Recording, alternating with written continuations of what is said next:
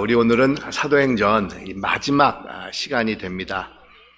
처음 제가 사도행전 강해를 시작한 것이 찾아보니까 2019년 9월 중순이었는데 거의 1년 6개월에 걸쳐서 전한 사도행전 말씀이 오늘로써 끝을 맺으려고 마치게 됩니다. 처음 시작할 때는 너무 오래 하다 보면 교우 여러분들이 너무 지루해 하시면 어떻게 하나라는 그런 걱정도 있었는데 어느 누구도 저한테 왜 목사님 매일같이 지겹게 사도행전만 가지고 말씀을 전하십니까? 라고 한 분도 이렇게 말씀을 하신 분이 없는 걸 보아서 그럭저럭 잘 마무리가 되지 않았는가 이렇게 혼자 스스로 이 자부를 하면서 이 안위를 삼으려고 합니다. 사실 딱 한 사람이 불만을 토로한 사람이 있었습니다. 여러분 누구겠습니까? 제 집사람이 그랬습니다. 왜 매주일마다 사도행전만을 가지고 이 말씀을 전하느냐라고 이렇게 항상 이렇게 말을 해서 제가 얼마나 힘들었는지, 그래도 이런 핍박과 환난 속에서도 제가 매주일 사도행전 말씀을 전하면서 오늘 이렇게 마지막 승리의 끝마무리를 질 수 있게 되어서 얼마나 이렇게 감사한지 모르겠습니다. 근데 여러분, 사도행전을 1년 6개월에 걸쳐서 끝낸 것은 그래도 양호한 편에 속하는 겁니다. 몇 년 전에 은퇴를 하신 한국의 어느 유명한 목사님이 계시는데 이분의 자제분이 최근에 어느 유명한 TV에 무슨 이렇게 노래 콘테스트에서 1등을 해가지고 더 유명해지셨는데, 아무튼 이 목사님은 사도행전 강해를, 여러분 놀라지 마십시오, 13년 4개월에 걸쳐서 전하셨다는 겁니다. 그래서 더 놀라운 것은 이분이 처음 교회에 부임하셔서 하신 설교가 사도행전이었는데 마지막으로 설교 또한 사도행전을 하시고 은퇴를 하셨다고 합니다. 그러니까 이분은 교회에서 심호하시는 13년 4개월 동안에 매주일마다 사도행전 하나만을 가지고 설교를 하신 것입니다. 그러니 여러분, 1년 6개월을 걸쳐서 사도행전을 강의한 것은 그래도 정말 나은 편에 속하는 것이다라고 여러분들에게 제가 자신 있게 말씀을 드릴 수가 있습니다. 개인적으로는 사실 사도행전 말씀을 매주일 준비하면서 나름대로 하나님의 교회가 어떻게 이 세상에서 시작이 되었고, 또 초대교회는 어떤 모습이었고, 또 복음이 어떻게 세상 끝까지 퍼져 나가는지에 대해서 새롭게 조명을 해보고 다시 한번 하나님의 말씀을 체계적으로 정리해 볼 수 있는 그런 시간을 이렇게 가져보았었습니다. 특별히 우리는 2000년이 지난 21세기에 아주 극도로 발달된 현대 사회 속에서 살아가고 있기 때문에 그 당시의 풍습이나 문화나 아니면 환경에 대해서 쉽게 간과할 수 있는 것들이 참 많이 있습니다. 하지만 나름대로 문헌들을 찾아보면서 당시의 상황들을 머릿속에 그려보고 오늘날 우리가 처한 상황에 최대한으로 이 적용해 볼 수 있도록 노력을 하면서 여러분들에게 말씀을 드렸는데, 여러분 지난 6개월 동안에 사도행전 말씀을 들으시면서 어떤 것들이 여러분의 마음속에 기억에 남고 있습니까? 또 어떤 것들이 여러분의 마음속에 이 감동으로 다가왔다라고 생각이 드십니까? 혹시 다 잊어버리셨습니까? 기억나는 것이 아무것도 없으십니까? 그러면 여러분, 제가 다음 주부터 다시 사도행전을 시작할 수도 있습니다. 사실 여러분들이 사도행전에 대해서 전혀 기억하는 것이 없다 해도 한 가지 여러분들이 꼭 기억해야 되는 것이 있다고 하면 사도행전이 가지고 있는 핵심 주제입니다. 여러분, 사도행전이 가지고 있는 가장 중요한 주제는 하나님께서 어떻게 세상에서 제일 변두리라고 할 수가 있는 이스라엘의 보잘것없는 갈릴리라는 곳에서 시작된 예수 그리스도의 복음이 예루살렘을 거쳐서 온 유대와 사마리아, 그리고 당시의 땅끝이라고 할 수가 있는 제국의 심장부인 로마까지 퍼져 나갔는지가 가장 중요한 사도행전의 핵심 주제라고 할 수가 있습니다. 이 핵심 주제가 사도행전 1장 8절에 또한 기록이 되고 있지 않습니까? 오직 성령이 너에게 임하시면 권능을 받고 예루살렘과 온 유다와 사마리아와 땅끝까지 이르러 내 증인이 되리라 라고 말씀하고 있습니다. 그러니까 하나님께서 어떻게 성령에 의해서 예수 그리스도의 복음을 이 땅에 이루어 나가셨는지를 소개하고 있는 책이 바로 사도행전이라고 할 수가 있습니다. 여기서 우리는 복음을 세상 끝까지 이루어 나가시는 하나님의 역사를 두 가지 차원에서 생각해 볼 수가 있는데, 오늘은 사도행전 마지막 시간으로 복습하는 차원에서 간단히 사도행전 전체를 제가 흩어드리고 바울이 로마에 도착을 해서 2년 동안 사역한 그 내용에 대해서 이 말씀을 드리려고 하는데, 먼저 여러분, 복음이 세상 끝까지 전해지는 과정은 하나님의 주권에 의해서 이루어졌다는 겁니다. 하나님의 섭리와 경륜이 있었기 때문에 가능했다는 겁니다. 예수 그리스도의 복음의 능력이 나타났기 때문이라는 겁니다. 바로 성령의 역사가 있었기 때문이라는 겁니다. 그래서 여러분, 사도행전의 가장 정확한 제목은 사도행전이 아닙니다. 성령께서 행하시는 역사라는 뜻에서 성령행전이 사도행전에 더 적합한 이 제목이라고 할 수가 있다는 겁니다. 우리 하나님께서는 자신의 아들 예수 그리스도를 인간의 모습으로 이 땅에 보내주셔서 대속의 제물로 십자가에 돌아가게 하시고 3일 만에 죽음의 권세를 이기는 부활의 영광을 허락해 주셨습니다. 그리고 부활하신 예수님께서는 하늘로 승천하셔서 자신이 지상에서 행하신 모든 것을 증거하는 또 다른 보혜사, 진리의 영이신 성령을 이 세상에 보내주신 것입니다. 이 성령께서는 세상에 어떠한 강력한 다이나마이트도 할 수 없는 오직 하늘의 강력한 능력으로만 가능한 모습으로 이 세상에 임하셨던 것입니다. 오순절날 120명의 성도들이 간절히 기도하고 있을 때 성령께서는 급하고 강한 바람과 불의 형태로 모여있던 모든 자들에게 임하시면서 여러 다른 나라의 언어들로 하나님의 큰 일을 선포하는 놀라운 역사를 이루셨다는 겁니다. 제가 누누이 말씀을 드리지만 오순절날 교회가 세워질 때 성령께서 주신 방언은 은사로서의 방언과는 완전히 다른 것입니다. 여러분, 은사로서의 방언, 고린도 전서에 나오는 방언은 알아듣지 못하기 때문에 통역을 세우라는 그런 방언입니다. 하지만 사도행전에 교회가 세워질 때 성령이 임하면서 많은 사람들이 다른 나라 방언으로 말한 이 방언은 교회의 목적과 역할을 암시하고 있는 특별한 하나님의 도구로서의 이 방언이 됩니다.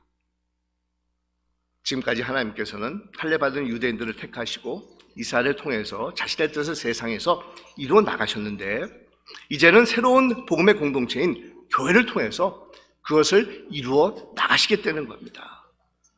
그런데 교회는 어떤 특정 부류인 유대인들만을 위한 것이 아니라 모든 나라, 모든 언어, 모든 방언, 모든 인종들이 다 같이 모여서 하나님의 큰일인 복음을 듣고 선포하는 곳이 되어야 한다는 것을 확고하게 말씀하시기 위해서 그날 성령께서 임하실 때 그곳에 모인 모든 자들에게 자신들이 한 번도 배워보지 못한 각 나라 언어로 말하게 하는 놀라운 역사를 베풀어 주신 것입니다.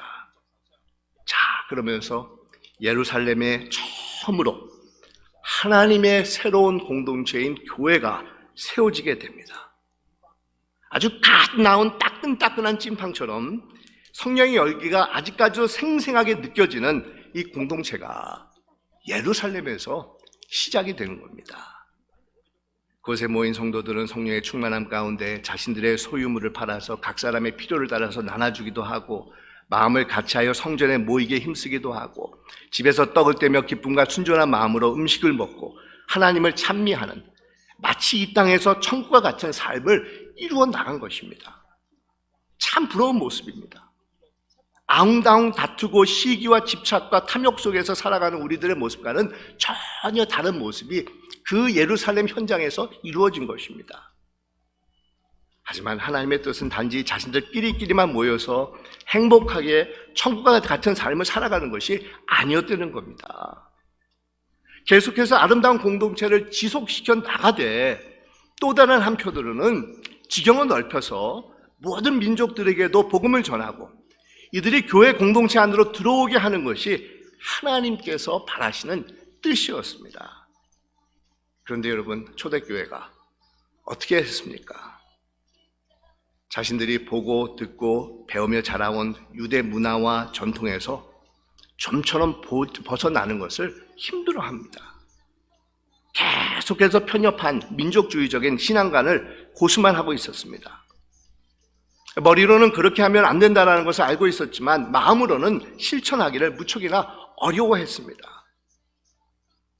이 베드로 같은 경우는 할례받지 못한 이방인인 고넬로 가정에 찾아가서 복음을 전하는, 유대인들로서는, 할례받는 유대인들로서는 도저히 상상할 수 없는 그런 일을 행하고 하나님의 뜻이 무엇인지를 깨닫게 되지만 그것이 오래가지 못하고 동료 유대인들의 눈치를 보게 됩니다. 그러자 여러분, 어떤 일이 일어납니까? 예루살렘 교회에 환난과 핍박이 일어나서 성도들이 흩어집니다. 그 중에 어떤 이들은 안디옥이라는 이방 도시로 피신을 가서 그곳에 있는 헬라 사람들에게 전도를 하고 그들과 함께 하나님의 교회를 안디옥이라는 곳에 세우게 됩니다.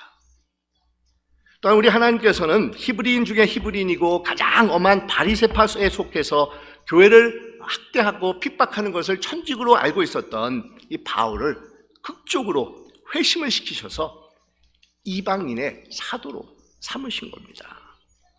그러면서 바울은 안디옥 교회 파송을 받아서 세 차례에 걸쳐서 지중해 연안을 돌아다니며 복음을 이방인들에게 전해주지 않습니까? 갖은 핍박과 어려움 속에서도 강한 의지와 믿음의 소유자였던 바울은 자신의 모든 역량을 다 동원해서 복음 전파에 전념을 한 것입니다. 그리고 바울은 하나님께서 주신 이 꿈을 꾸게 됩니다. 비전을 가지게 됩니다. 이 제국의 심장부라고 하는 로마에 들어가서 그곳에서도 하나님의 복음을 전하야겠다라는 강한 열망을 품게 됩니다. 이것은 여러분, 바울이 가지고 있었던 개인적인 그런 꿈과 비전이 아닙니다. 하나님께서 바울에게 주신 꿈과 비전이었습니다. 그런데 만약 바울이 없었다고 하면 여러분 어떻게 됐겠습니까? 만약 바울이 자신은 더 이상 못하겠습니다 라고 은퇴를 선언하고 고향 다소로 돌아가가지고 편안한 여생을 즐기겠다고 했었으면 여러분 어떤 일이 일어났겠습니까? 그러면 우리 하나님께서는 또 다른 인물을 사용하셔서 복음이 로마까지 이르러 증거되는 역사를 이루어 나가셨을 것이라는 겁니다. 왜냐하면 복음이 땅끝까지 이르러 증거되는 것은 근본적으로 하나님께서 하시는 일이기 때문이라는 겁니다. 하나님의 주권과 섭리가 있었기 때문에 가능한 것이라는 겁니다. 성령의 역사가 이끌고 있었기 때문에 로마까지 가서 복음이 증거될 수가 있었기 때문이라는 겁니다. 그래서 여러분, 제가 다시 여러분들에게 말씀을 드리지만 사도행전의 정확한 제목이 사도행전이 아니라 성령행전이라는 겁니다. 하나님께서 이루신 겁니다. 하나님께서 성령을 보내셔서 이 땅에 교회를 세우시고 사도들에게 능력을 베푸셔서 복음이 모든 민족들에게 전파하는 일을 가능케 하셨다는 겁니다. 하나님의 주권과 섭리입니다. 우리 장로 교회 신앙 노선인 이 개혁주의에서 제일 강조가 되고 있는 부분입니다. 하나님의 역사, 하나님의 주권, 하나님의 그 능력이 함께하고 있었기 때문에 이 복음이 로마까지 들어가면서 로마를 통해서 모든 길이 로마로 통한다라는 그런 말이 있는 것처럼 로마를 통해서 다시 한번 전 세계로 흘러갈 수 있는 놀라운 역사가 나타날 수가 있었다는 겁니다. 근데 여러분, 우리 하나님께서 자신의 주권과 섭리를 펼쳐나가실 때 우리 인간의 의지와 결단을 사용하셔서 이루어 나가신다는 사실입니다. 그 중에서도 하나님께서는 바울을 택하셔서 그를 통해서 예루살렘 교회가 이루지 못한 땅끝까지 복음을 전하는 역사를 이어가게 만드신 것입니다. 수없이 많은 환난과 죽음의 고비를 넘긴 바울은 로마에 도착을 해서는 가이사야 앞에서 재판을 받기 위해서 순서를 기다리는 이 미결수 신세로 지내게 됩니다. 그 기간이 이태라고 이렇게 오늘 본문에 기록이 되어 있는데 2년 정도가 걸린 것입니다. 그런 동안에 바울은 로마에서 셋집을 얻어가지고 재판을 기다리게 된 것입니다. 아마 바울은 이 반역법이나 아니면 형사법과 같은 중대 범죄와 관련되어 재판을 기다리는 것이 아니었기 때문에 좀 느슨한 형태의 가택연금 상태로 있으면서 이 재판을 기다릴 수 있도록 선처를 받은 것 같습니다. 이 당시에 가이사에게 재판을 신청한 사람들이 많아서 상당 기간을 많은 사람들이 기다려야만 했었다는 겁니다. 그래서 때때로 감옥이 모자라가지고 위험이 적은 죄수들을 가택연금 상태에서 기다리게 했다라고 합니다. 바울이 연금 상태에서 지냈던 것을 우리 성경에 보니까 셋집이다. 지냈던 곳을 한국 성경에서는 셋집이라고 이렇게 번역을 해두고 있어가지고 많은 분들이 이 셋집 이러니까 그냥 반듯한 집을 떠올릴 수가 있는데 실제는 싸구려 헛간과 같은 곳이었습니다.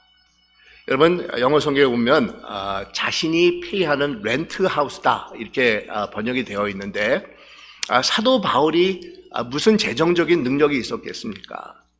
로마 교인들이 보태주는 후원금이라든지 아니면 우리가 빌립보서에 보면 빌립보서에서 계속해서 후원금을 사도 바울에게 보내줬었는데 그런 후원금을 가지고 바울은 가까스로 자기가 기거할 수 있는 셋집을 얻어가지고 로마에서 2년 동안 지내게 되었었는데 그것은 실제로 굉장히 허름한 그런 헛간과 같은 곳을 얻어가지고 이 바울이 지냈다는 겁니다. 근데 그곳에서 구금된 상태로 이 바울은 밖으로 외출할 수는 없었지만 찾아오는 사람들을 만날 수 있는 그런 자유를 받고 그곳에서 지내게 됩니다. 그러면서 2년 동안 그곳에 머물면서 크게 세 가지 방법을 통해서 이 바울은 복음을 위해서 자신의 삶을 끝까지 헌신하게 됩니다.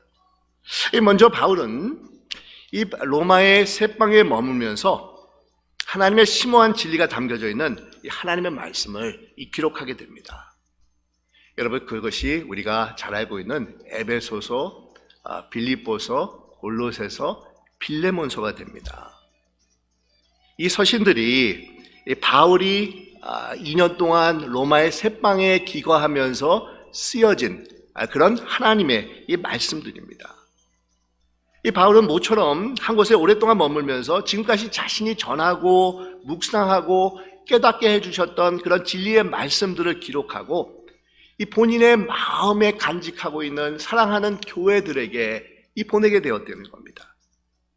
그래서 오늘날 우리는 에베소서를 통해서 창세부터 교회를 향한 하나님의 그 웅장한 예정과 섭리가 있음을 깨달을 수 있게 된 것이고 빌립보서를 통해서는 예수 그리스도 안에서 기쁨의 삶을 누리는 자들로 살아갈 수 있게 된 것이고 골로새서에는 그리스도 안에 감추어진 충만한 삶의 의미가 우리 안에서 되새겨 볼 수 있는 기회가 제공이 되는 것이고 또 빌레몬서를 통해서는 복음의 근간이 용서와 화해의 권면을 받아들이면서 실천할 수 있는 자들로 살아갈 수 있게 된 것입니다. 여러분 얼마나 주옥 같은 하나님의 말씀이 이 네 서신서들을 통해서 오늘날까지 우리에게 전달되고 있는지 모릅니다. 많은 사람들이 이 말씀들을 통해서 위로와 용기와 기쁨을 얻고 하나님의 진리를 실천하는 삶을 살아가게 된 것이라는 겁니다.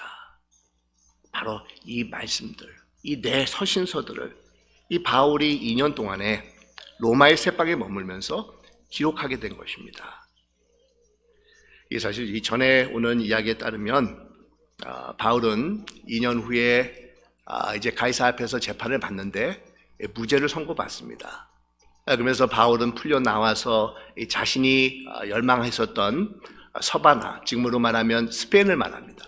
서바나에 가가지고 복음을 전하고 또 와가지고 마케도니아뿐만 아니라 이 마케도니아 반도 위로 가면은 불가리아와 같은 그런 나라들을 찾아가가지고 지금 불가리아입니다. 발칸 반도에 가가지고 복음도 전하고 또 에베소서며 그레데에 가가지고 이 복음을 전하게 됩니다. 그런 와중에 바울은 디모데 전서와 이 디도서를 기록을 합니다. 그러다가 네로 황제 때 극심한 핍박이 환란이 기독교인들에게 닥칠 때 이 체포되어서 바울은 옥에 갇히게 되고 그때 옥은 지금 갇혀있는 가택연금가보다는 훨씬 더 열악하고 진짜 감옥과 같은 곳입니다. 그곳에서 바울이 마지막으로 디모데 후서를 기록한 후에 주 67년이나 68년경에 순교를 당하게 됩니다. 그리고 두 번째로 바울은 자신을 감시하기 위해서 보내진 군사들에게 이 셋방에 머물면서 이 복음을 전하게 된 겁니다. 우리 16절에 보면 한 군인이 바울을 감시했다라고 기록하고 있는데, 가이사의 재판을 기다리고 있었던 바울을 감시하도록 붙여진 군인은 황제 친위대 소속을 가리키고 있습니다. 이 로마 제국에는 친위대가 거의 약 한 10,000명 정도가 있었다고 하는데, 이들은 황제 직속으로 가장 엘리트 군사들입니다. 항시 암살과 반역의 위협이 도사리고 있기 때문에 친위대는 황제의 재신임을 받는 측근들로 채워져 있었습니다. 로마 제국에서 많은 귀족들이나 관료들이나 정치인들이 이 친위대 출신들이라고 합니다. 이들이 한 명씩 교대로 바울의 숙소에 와가지고 바울을 감시하는 그런 역할을 맡은 것입니다. 이 군인들의 한 손에는 쇠사슬이 메어져 있고 다른 한쪽 쇠사슬에는 바울의 손이 메어져 있어서 바울이 도망가지 못하도록 철저하게 이 감시를 하고 있었던 겁니다. 그러니 바울을 감시하러 온 친위대 군인들은 꼼짝없이 그곳에서 바울과 함께 움직이면서 바울이 하는 모든 말들을 들어야만 했었다는 겁니다. 이런 기회를 바울이 어떻게 놓칠 수가 있었겠습니까? 아마 바울은 한 명씩 교대로 자신을 감시하기 위해서 들어오는 군인들에게 개인적으로 친분을 쌓아가면서 복음을 전하기도 했었을 것이고, 아니면 이들은 바울을 찾아온 사람들에게 전해지는 복음을 어쩔 수 없이 바울 옆에 있으면서 간접적으로 전해 들어야만 했을 것이라는 겁니다. 2차 세계대전 당시에 나치 정부에 대항을 해서 선지자처럼 정의와 양심의 소리를 외쳤던 이 반하프 목사님은 옥에 갇혔을 때 늘 간수들에게 이 복음을 전했다고 하지 않습니까? 그러면서 복음을 받아들인 간수들이 정말 그리스도인으로 변화되는 그런 일들이 감옥 안에서 정말 많이 일어났다는 겁니다. 그러자 이를 알아차린 나치 정부는 그래서 하는 수 없이 계속해서 간수들을 감시하고 또 간수들을 계속해서 바꾸어야만 했다라는 그런 일화가 전해지고 있는데, 바로 이런 일들이 바울을 감시하고 있었던 친위대 군인들에게도 똑같이 일어나게 된 겁니다. 이들 중에서는 복음을 받아들이게 되었고, 그 중에는 높은 출신의 자제들도 있었던 것 같습니다. 이런 사실을 셋방에서 머물 때 기록한 빌립보서에 보면 이렇게 기록이 되고 있습니다. 이러므로 나의 매임이 그리스도 안에서 모든 시위대 안과 그 밖의 모든 사람에게 나타났으니 라고 말씀을 합니다. 시위대 안과 그 밖의 모든 사람들에게 나타났으니. 그리고 빌립보서 4장에 보면 모든 성도들이 너에게 문안하되 특히 가이사 집 사람들 중에 몇 명이니라, 이렇게 바울이 기록을 하고 있습니다. 여러분, 바로 이것이 시발점이 되어서 거대한 로마 제국이 복음 앞에서 서서히 무너져가는 변화의 역사가 일어난 것입니다. 로마의 어느 보잘것없는 작은 허름한 셋방에서 처음으로 번지기 시작한 복음이 250년이 지나 주 313년에 기독교가 로마 제국의 공식으로 인정을 받게 되는 하나님의 놀라운 역사가 일어나게 된다는 겁니다. 그리고 바울은 셋집에 머물면서 자신을 찾아오는 자들에게 이른 아침부터 늦은 저녁까지 부지런히 하나님의 나라와 예수 그리스도의 복음에 대해서 이 증거를 합니다. 아무리 한 곳에 머물면서 2년을 지냈지만, 여러분, 나이가 들고 허약한 바울에게 정말 이른 아침부터 늦은 저녁까지 말씀을 전하는 것은 무리가 될 수가 있습니다. 그럼에도 바울은 전혀 힘든 기색을 보이지 않고 멈출 기색을 보이지 않고 찾아오는 자들마다 마음으로 환영을 하고 이들에게 그리스도의 복음을 전하는 일을 게으리 하지 않았다라는 겁니다. 근데 그 중에는 바울의 말씀을 전해 듣고 받아들여서 믿는 자들도 있었지만 그렇지 않았던 자들도 있었다는 겁니다. 아마 바울이 전한 복음을 받아들이지 않았던 사람들이 더 많았던 것 같은데, 그래서 바울은 이스라엘의 타락한 영적 상태를 지적하고 있는 이 구약의 이사야서 6장 말씀을 인용하면서 한탄을 하고 있는 겁니다. 근데 여러분, 이런 사실은 어떻게 보면 많은 목회자들에게 위로가 될 수 있는 그런 말씀입니다. 하나님의 아들이신 예수님도 말씀을 전할 때 오히려 핍박과 박해를 받으셨습니다. 심지어 가깝게 있던 제자 가룟 유다에게 이 배반을 당하는 그런 일도 있으셨습니다. 뿐만 아니라 사도 바울과 같은 기자손과 같은 그런 대사도가 복음을 전하는데도 받아들이지 않고 거부하는 사람들이 있었다는 겁니다. 그러니 여러분, 평범한 오늘날의 목회자들은 오죽하겠습니까? 어떤 목사님은 설교할 때 조는 사람들이나 아니면 다른 그런 이렇게 손가락을 이렇게 갖고 장난을 친다든지 아니면 다른 일을 이렇게 하는 분들을 보면은 일부러 그쪽을 보지 않고 고개를 돌려가지고 다른 데를 보면서 설교를 하신다라는 그런 얘기를 들었습니다. 왜냐하면 계속해서 그런 사람들을 보면서 설교를 하게 되면 속이 상해지면서 하나님의 말씀을 바르게 선포할 수가 없기 때문이라는 겁니다. 근데 요즘 이렇게 코로나로 이렇게 우리가 예배를 온라인으로 드리다 보니까 좋은 점이 있는데, 여러분들은 저를 보실 수가 있지만 설교하는 저는 여러분들을 이렇게 볼 수가 없습니다. 그러니까 여러분들이 혹시나 설교를 들으면서 좋으시거나 아니면 한눈을 팔아도 제가 마음으로 이렇게 속상할 일이 이렇게 없어서 이렇게 또 좋은 점도 있을 수가 있습니다. 근데 아마 여러분들 입장에서도 좋은 점이 있지 않을까 이런 생각도 해보게 되는데, 설교를 들으시면서 다른 일도 할 수가 있으니까 참 편하다, 좋다라고 하는 그런 분들도 있을 것입니다.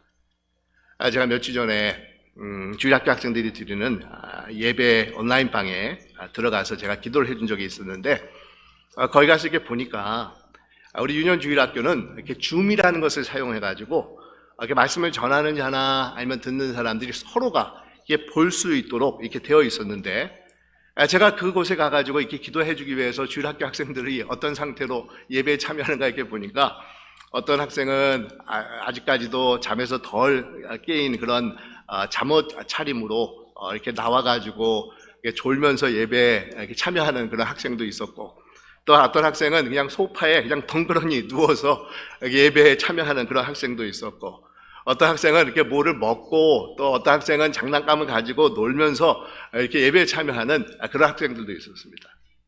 근데 어린 학생들이라 그런지 그냥 이해가 되고 온라인으로 예배에 참여하는 것만도 너무 귀하게 보이고 정말 감사한 생각이 들었습니다. 근데 아이들이 예배를 드리는 모습을 보니까 이런 생각이 부뚝 들었는데, 그러면 우리 어른들은 온라인으로 어떻게 예배를 드리고 있는가 이런 생각이 들었었습니다. 여러분은 지금 하나님 앞에 나와서 온라인으로 예배를 드리고 있는데 어떤 모습으로 예배를 드리고 있습니까? 귀로는 예배에 참여하고 있지만 혹시 몸은 다른 일을 하고 계시지 않습니까? 아직도 침대에 누워서 졸았다 깨었다 하면서 예배를 드리고 계신 분들이 혹시나 있지 않습니까? 아니면 스마트폰으로는 예배에 참여를 하고 있으면서도 다른 쪽 한쪽에서는 TV를 켜놓고 재미있는 스포츠 경기를 보면서 예배를 보고 계신 분들이 계시지 않습니까? 여러분, 왜 사람들은 복음을 듣긴 들어도 깨닫지 못하고 보기는 보아도 도무지 마음으로 받아들이지 못하고 있겠습니까? 왜 그러겠습니까, 여러분? 마음의 상태가 올바로 정립되어 있지 않기 때문이라는 겁니다. 듣기는 듣고 보기는 보아도 처음부터 그 목적과 동기가 잘못되어 있기 때문이라는 겁니다. 하나님의 말씀을 거룩한 말씀으로 귀담아 듣겠다는 이 마음이 세워져 있지 않기 때문이라는 겁니다. 믿음의 결단과 헌신이 없이 하나님의 말씀을 귀로만, 눈으로만 듣고 있기 때문이라는 겁니다.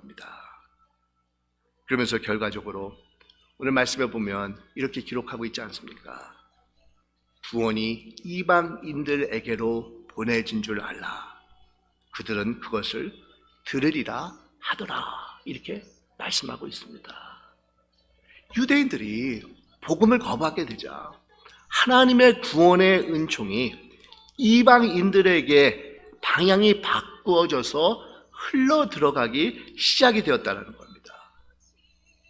그리고 그것이 2000년이라는 세월이 흐르면서 대륙과 바다를 건너고 또 건너면서 오늘날 여러분과 나와 같은 이방인들에게까지 흘러 들어오게 되었다는 겁니다.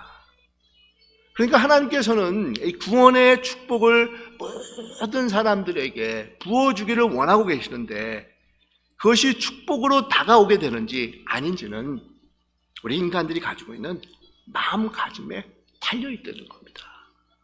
그러니 여러분, 우리가 어떤 마음가짐, 어떤 동기와 목적, 어떤 각오와 결단을 가지고 하나님을 섬기고 그분의 말씀을 귀담아 듣는 자들이 되어야 되겠습니까? 이렇게 사도행전은 오늘 말씀으로 끝을 맺게 되는데 자세히 그 부분을 살펴보면 아주 애매하게 이 사도행전이 끝을 맺고 있습니다. 이 보통 다른 성경책을 보면 마지막에 기원의 말씀이 선포되기도 하고 아니면 안부의 인사말이 나오는데 사도행전은 전혀 그런 언급이 나오고 있지 않습니다. 단지 예수 그리스도에 관한 모든 것을 담대하고 거침없이 가르치더라 이렇게만 기록되면서 끝을 맺고 있습니다. 마치 미완성 책처럼 끝을 맺고 있는 겁니다. 여러분, 여기에는 중요한 의미가 담겨져 있습니다. 사도행전은 끝을 맺을 수가 없는 책입니다.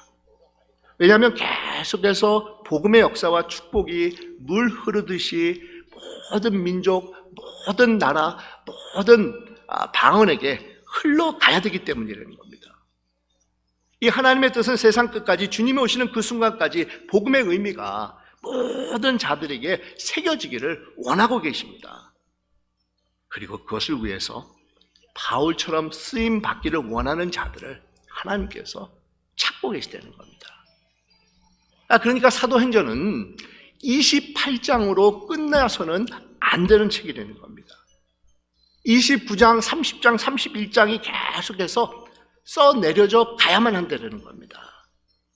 근데 여러분, 그것을 누가 해야 되겠습니까? 바로 우리들이라는 겁니다. 우리 새소만 교회가 감당해야 된다는 겁니다. 어떻게 해야 되겠습니까? 담대하고 거침없는 자세와 태도를 가지고 해야 된다는 겁니다.